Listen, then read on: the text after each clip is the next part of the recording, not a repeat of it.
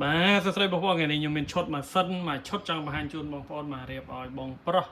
នៅខាងប៉េរូស៊ីបាទគាត់យកទៅសម្រាប់ការងារ graphic design បាទឈុតនេះ spec មួយអាមបាទនេះឥឡូវមើលរូបរាងខេសមកជុំសិនបាទ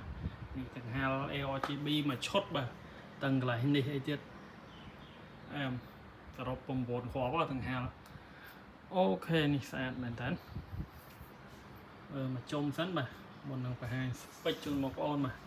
ឥឡូវមកមើល spec ម៉ាស៊ីនបាទតែជាមួយនឹង CPU បាទនិយាយទៅដំបងដាក់ត្រឹម i7 ជំនាន់ទី13ទេតែខ្ញុំអស់ជំនាន់13ទៅខ្ញុំ upgrade ឲ្យគាត់ដាក់ជំនាន់14ជូនគាត់ហ្មង i7 14 700KF RAM 32GB SD ចំនួន1 T ហើយជាមួយនឹង HD ក៏បន្ថែមជូនគាត់ដែរបាទ3 T ឥឡូវបន្ថែមដាក់4 T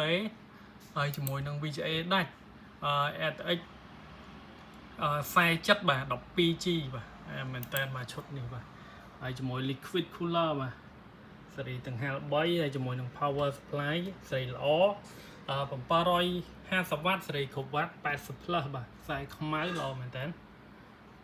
ហើយជាមួយសំខាន់ monitor បាទ monitor Gigabyte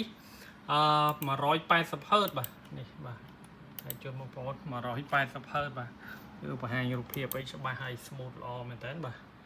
អូខេហើយជាមួយនឹង free mouse តំណប់ mouse keyboard ហើយ USB Wi-Fi ជូនបងប្រុសមួយ set ហ្មងបាទអញ្ចឹងបងប្អូនមានតម្រូវការចង់រៀបម៉ាស៊ីនសម្រាប់ការងារគ្រប់ប្រភេទ MMO graphic design video editing អាចតាក់ទងមកបានបាទ